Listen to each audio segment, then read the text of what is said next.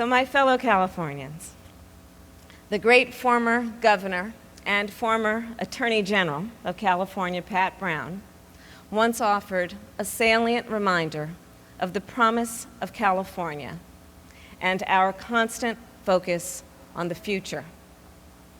He said, "Nostalgia has never been a way of life for Californians.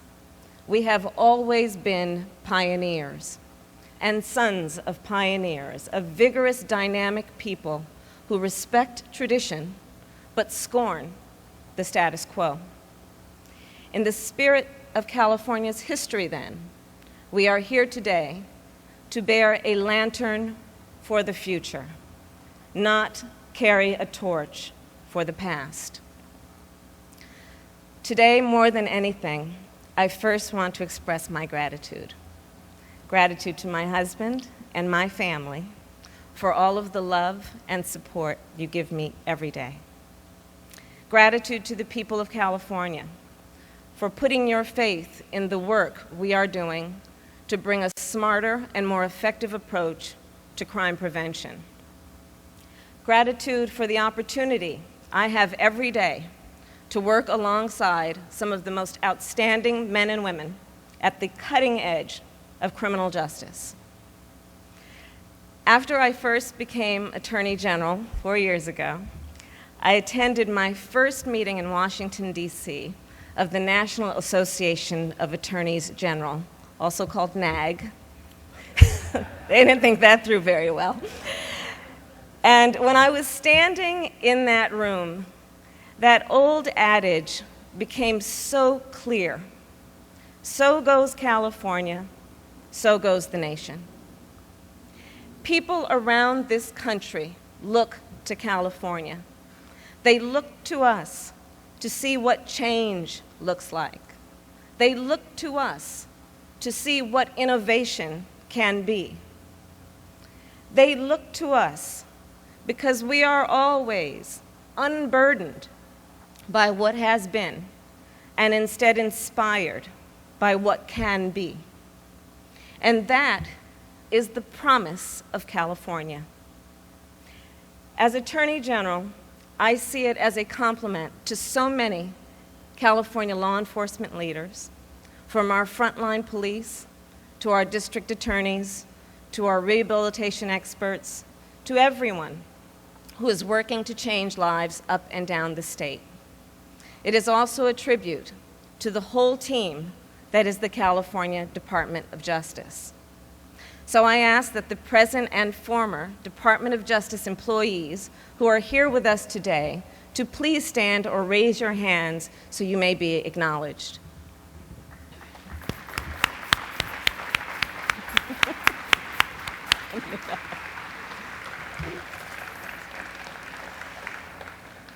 These men and women are members of the finest public law office in these United States.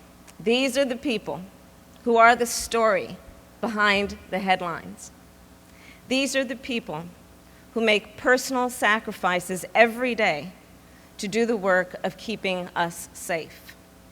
They believe in the nobility of public service, and they serve one client, the people of the state of California.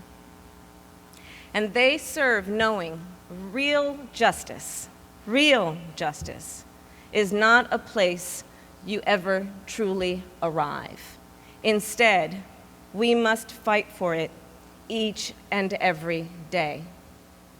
So let's look at what they have done. Look at what we have been able to accomplish together. Remember that not long ago, this was the team who went toe-to-toe against an army of the highest paid hired guns that Wall Street banks could put on retainer. And what did we win?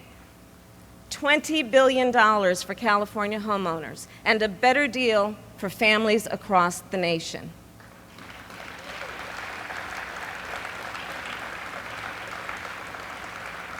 This is the same team that enacted the California Homeowner Bill of Rights, a model for the entire country, which now guarantees basic fairness and transparency for people struggling to stay in their homes, hardworking people trying every day to hold on to the American dream. This team delivered an additional $2 billion in the last 4 years to California consumers who were victims of fraud and other predatory schemes. Members of this office are the folks who are doing groundbreaking work, whether it's taking on multinational corporations or transnational gangs.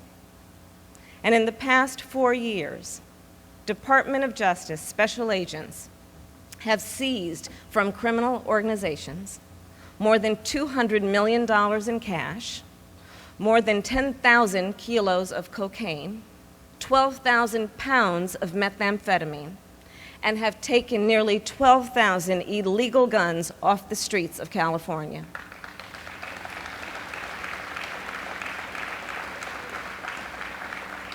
We also initiated a consortium of attorneys general from around the country to coordinate our response to organized crime. We've executed bilateral agreements and are training our counterparts in Mexico and throughout Latin America. And this has been with a focus on confronting the world's fastest growing criminal enterprise, human trafficking. And let's call human trafficking what it is. It's a form of slavery that profits from the cruel exploitation of our most vulnerable women and children.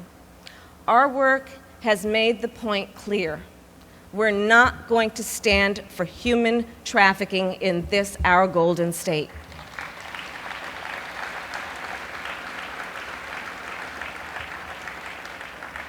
And here in California, of course, we are the birthplace of the technology that has changed the world. And your Department of Justice is a leader in the adoption of technology for law enforcement to fight crime. Together, we cleared the backlog of DNA evidence with state-of-the-art equipment and tools. We launched the innovative Rapid DNA Service Team, RADS, which improved and expedited the DNA analysis of rape kits. In fact, we were given the Award for Professional Innovation for Victim Services by the United States Department of Justice after we eliminated the entire backlog in just our first year.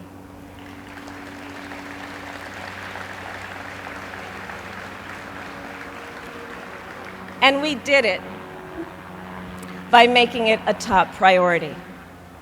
Finally, sexual assault victims in California can find the measure of peace that comes with justice, that comes with holding perpetrators accountable for their crimes.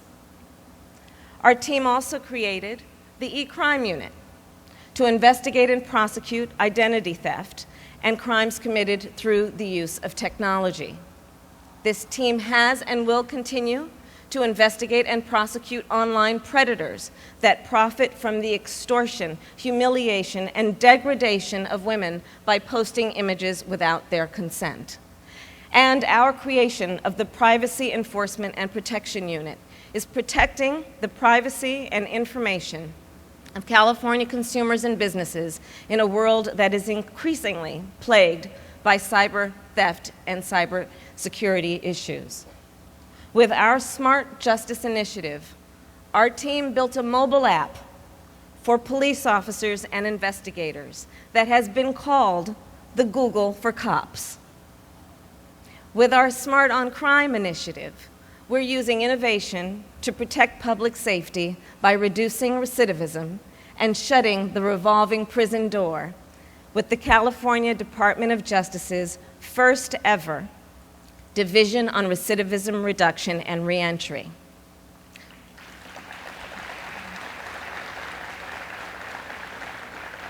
We are also using the power of our office to aggressively protect the water we drink and the air we breathe from Shasta to San Diego, because protecting our environmental resources not only improves public health, it generates good jobs for California by growing the green economy.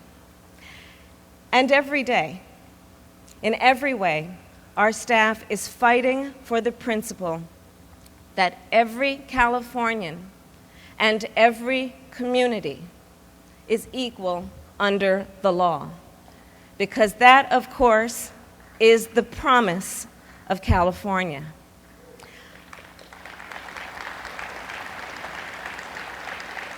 And so our team boldly refused to defend Prop 8 and wrote the brief for marriage equality.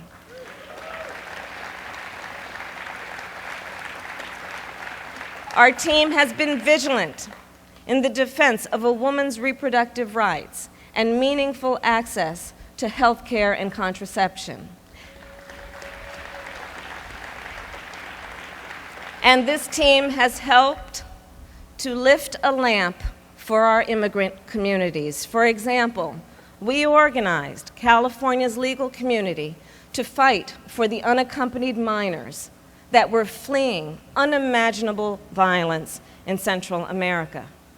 And we boldly said that local law enforcement shall not be forced to serve as de facto immigration officers. Why? Because immigrant mothers and fathers should not have to live with that excruciating fear: what happens to my child if I'm detained or deported without reason? And I'll tell you something else about the men and women of the California Department of Justice. They know we're either moving forward or slipping back. We're either reaching toward the light or falling into the darkness. They know our work is never complete.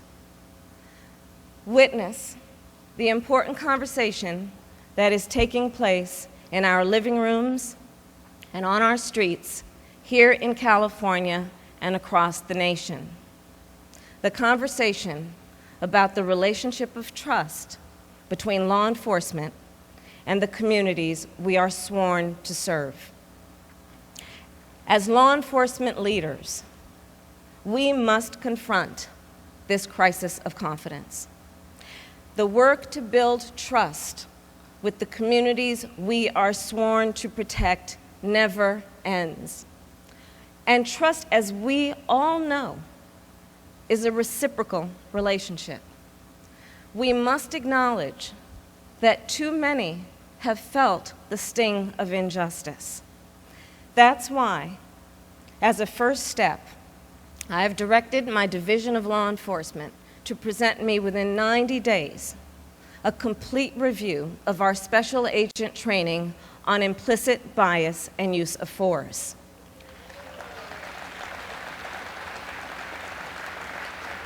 And in the coming months, I will convene and work with our state and local law enforcement partners, community leaders, and the youth themselves to develop solutions, increase mutual understanding, and strengthen trust.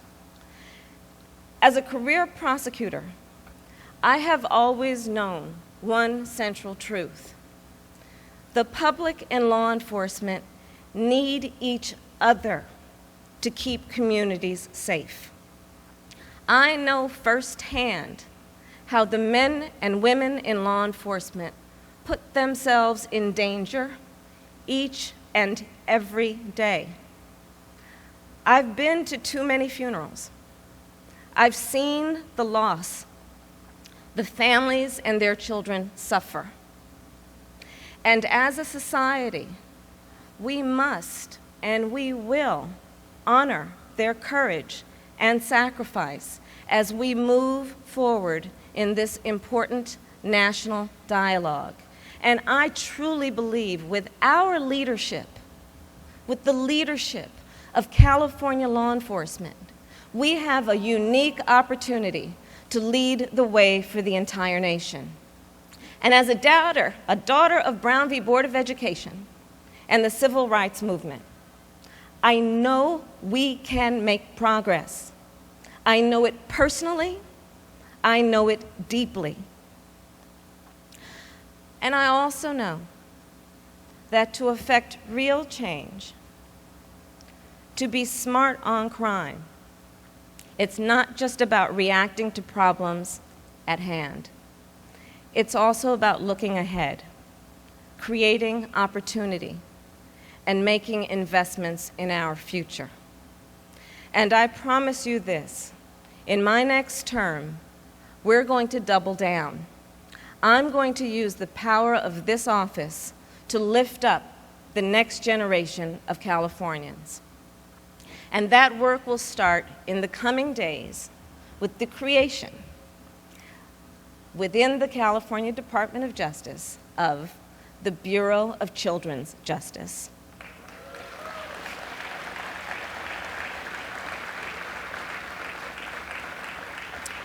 We are going to expand our campaign to end elementary school truancy so that we can keep our children on track to meet their full potential. The evidence is simply overwhelming. A child who is chronically truant in elementary school is 3 to 4 times likely to be a high school dropout and then become either a perpetrator or victim of crime.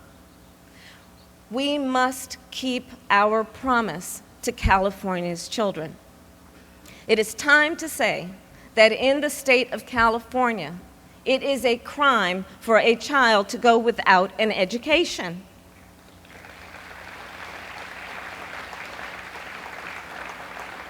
We also have to confront our state's tragically flawed foster care system.